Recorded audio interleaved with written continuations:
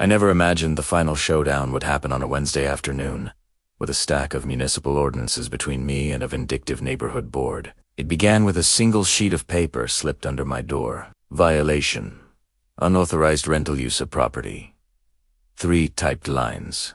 An HOA crest. And an ultimatum: evict the tenants within 14 days or face escalating fines. My hands went cold. We had leased the basement apartment to Mira and her 2 children after the last tenant left. Her rent kept the mortgage alive when my tech contract dried up. I called the HOA president, Halvorsen. "Rules are rules, Mr. Khan," he said in a voice practiced for authority. "No rentals without approval. You signed the CC&Rs. I read everything. The HOA SCC&Rs were thick with pledges to community standards. The city clerk's archives held amendments and ordinances that mapped decades of local fights over property and power. Then I found Ordinance 4.12 passed, after a string of selective enforcements exposed a pattern of targeting renters. The ordinance stated plainly that municipal housing protections take precedence over private covenants where they conflict. I copied the ordinance and slipped it under neighbor doors. The HOA responded with procedure. Warnings, a hearing, fines. At the hearing, Halvorsen sat like a petty magistrate. He talked about home values and precedent.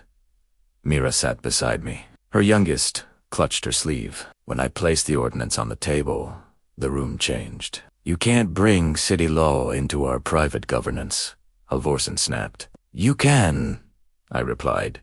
"Public law supersedes private restrictions when they conflict." They escalated. Notices multiplied $500, then $1,000.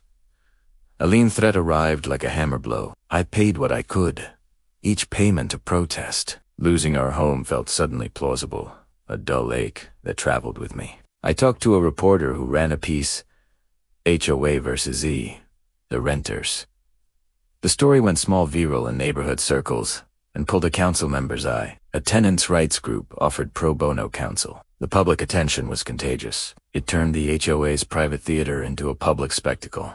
The HOA filed suit, arguing its CC&Rs allowed regulation of rentals and that enforcement preserved community character. In municipal court, their lawyer painted me as a recalcitrant homeowner exploiting a loophole. When it was our turn, I spoke about Mira's kids and nights counting rent to keep the lights on. I spoke about dignity, not doctrine. The city's attorney read Ordinance 4.12 aloud with a kind of controlled clarity that stripped the HOA's arguments bare. Witnesses recalled the ordinance's history, a council intent on curbing discriminatory enforcement. The judge's ruling was clinical.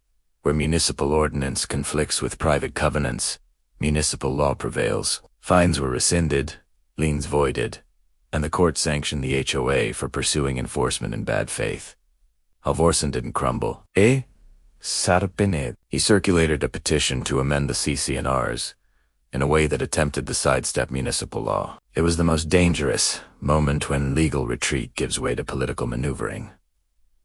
So we organized. I helped form a tenants' coalition that met in living rooms and the church basement. We held NOAA Rights Nights, where city attorneys explained housing law plainly, and volunteers printed flyers decoding the arcane language of CC&Rs.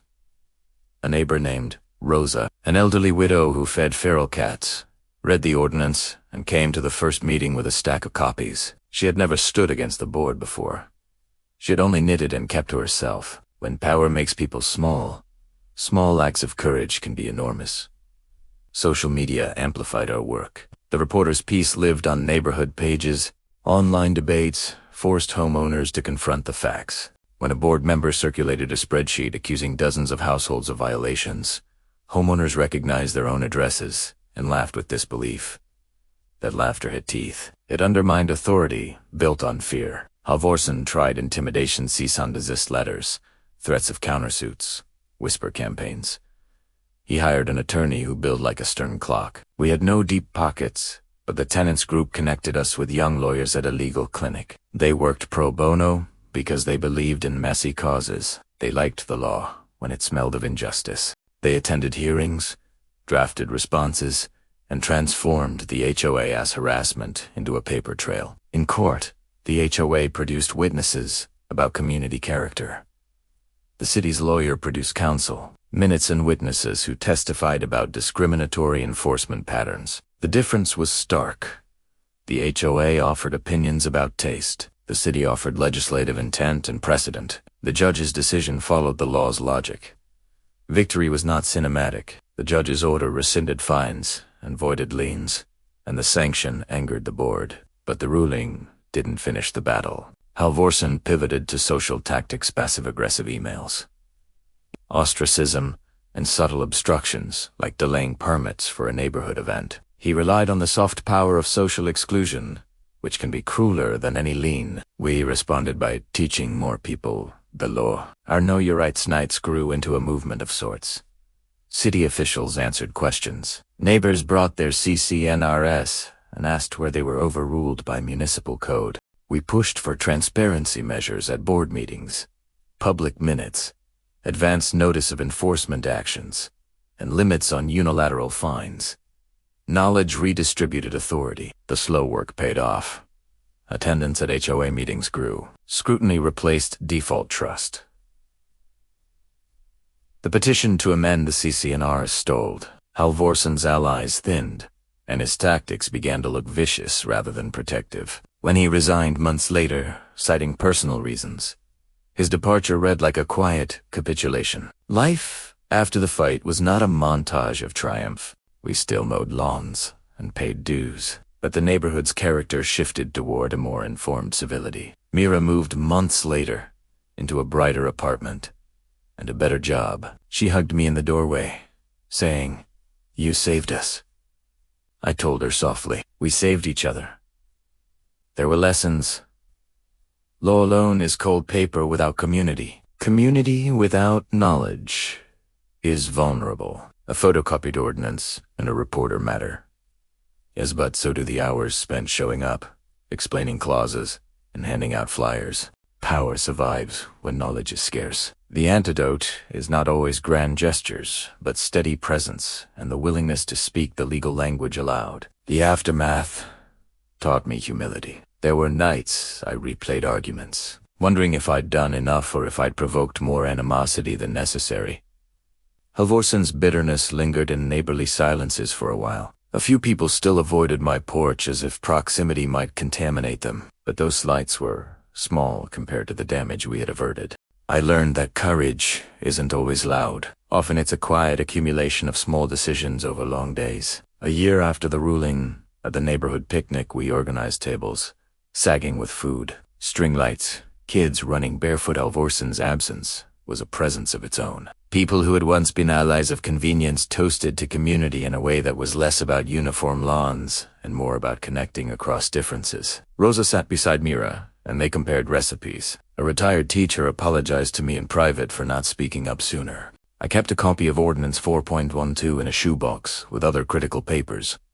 It felt absurd and sacred at the same time. Once, a young couple knocked on my door, asking for advice. They had inherited a rental and feared the same predatory enforcement. I walked them through the ordinance, sat with them as they drafted a response to an HOA notice, and watched them breathe easier when they realized they weren't alone. If anyone asks what the turning point was, I point to the moment the law met the people. The ordinance didn't do anything by itself. It waited on a shelf until we made it move. We did not win because we were smarter than our opponents. We won because we were willing to read the fine print, to share it, and to stand together in public spaces. Town halls, social media threads where invisible power becomes visible.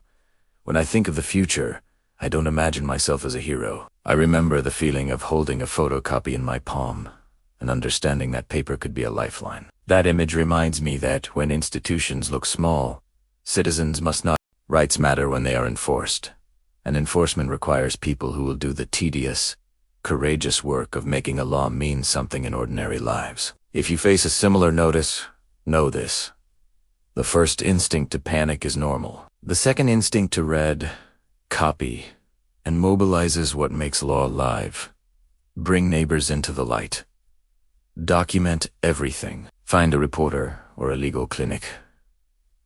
Fight not to humiliate, but to restore. The real victory is not to crush an opponent, but to remake a community where a child can sleep through the night without worrying they might be sent away. Mira's eldest now studies at a community college. He drops by sometimes, hands me a card trick, and says, "Remember when?" with the easy nostalgia of someone who has been saved and is yet unaware of the magnitude. I smile and reply, "I do."